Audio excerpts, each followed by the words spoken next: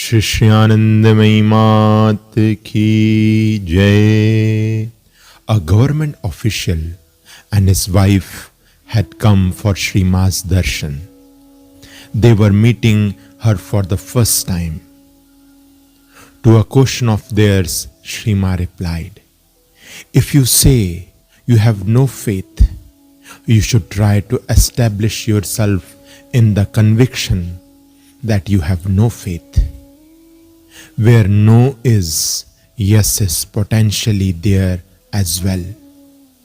Who can claim to be beyond negation and affirmation? To have faith is imperative.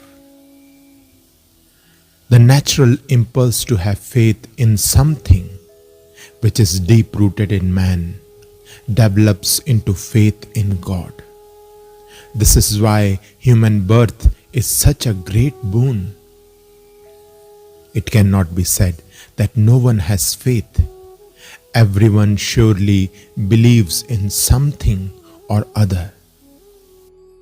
The word manushya, manu, hosh, is derived from man, mind, and hosh, conscious, which denotes the mind's awareness and vigilance. This shows that man's natural calling is to attain to self-knowledge. When children learn to read and write, they have to accept rebuke and censure. God too now and again administers to man a mild beating. This is but a token of his mercy. From the worldly standpoint, such blows are considered extremely painful, but actually they bring about a change of heart and lead to peace. By disturbing worldly happiness, they induce man to seek the path to supreme bliss. It is of course true that the human body lives by breathing, and hence there is suffering. Human life, in fact animal life in general, depends on breathing, which is a sign of disturbance in the universal equilibrium. The entire creation is characterized by this disturbance. The process of breathing implies a dual movement, inward and outward, and a periodic rest between the two. The state of harmony can be reached by getting rid of this urge for movement, by attaining to repose, calm and peace. This is possible through yoga, when one is in a state of perfect poise. There is no longer any need to breathe. There are two kinds of pilgrims on life's journey. The one, like a tourist, is keen on sightseeing, wandering from place to place, flitting from one experience to another for the fun of it. The other treads the path that is consistent with man's true being and leads to his real home, to self-knowledge. Sorrow will, of a certainty, be encountered on the journey undertaken for the sake of sightseeing and enjoyment. So long as one's real home has not been found, suffering is inevitable. The sense of separateness is the root cause of misery, because it is founded on the error, on the conception of duality. This is why the world is called dunya, based on duality. A man's belief is greatly influenced by his environment. Therefore, he should choose the company of the holy and wise. Belief means to believe in oneself. Disbelief to mistake the non-self for oneself. There are instances of self-realization occurring by the grace of God, whereas at other times it can be seen that he awakens in some a feverish yearning after truth. In the first case, attainment comes spontaneously. In the second, it is brought about by trials. But all is wrought solely by his mercy.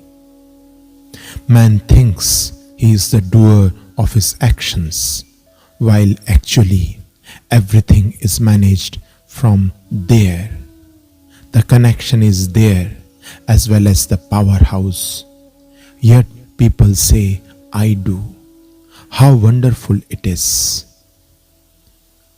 When, in spite of all efforts, one fails to catch a train, does this not make it clear from where all one's movement are being directed? Whatever is to happen to anyone, anywhere, at any time, is all fixed by him. His arrangements are perfect. An eternal relationship exists between God and man. But in his play, it is sometimes there and sometimes severed, or rather appears to be severed. It is not really so, for the relationship is eternal. Again, seen from another side, there is no such thing as relationship.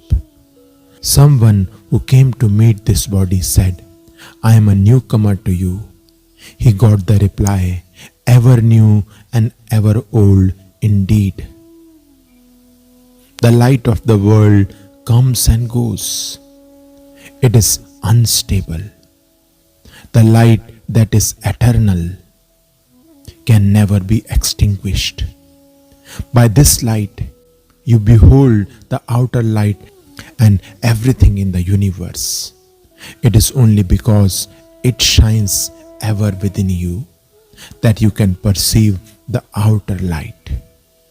Whatever appears to you in the universe is due solely to that great light within you, and only because the supreme knowledge of the essence of things lies hidden in the depths of your being is it possible for you to acquire knowledge of any kind.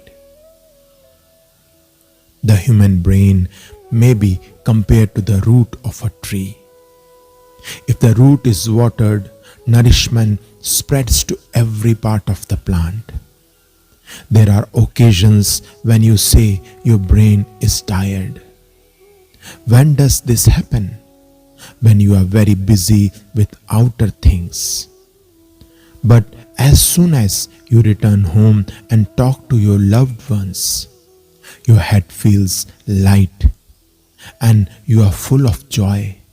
For this reason it is said, because your brain belongs to yourself, your own work does not produce weariness. Really speaking, all work is your work. Only how can you understand this? Indeed, the whole world is yours, of yourself, your very own, but you perceive it as separate, just as you see others. To know it to be your own gives happiness, but the notion that it is apart from you causes misery. To perceive duality means pain, conflict, struggle, and death. Pitaji, do take to some kind of sadhana. Shri Shri Anandamayi Ma ki Jai.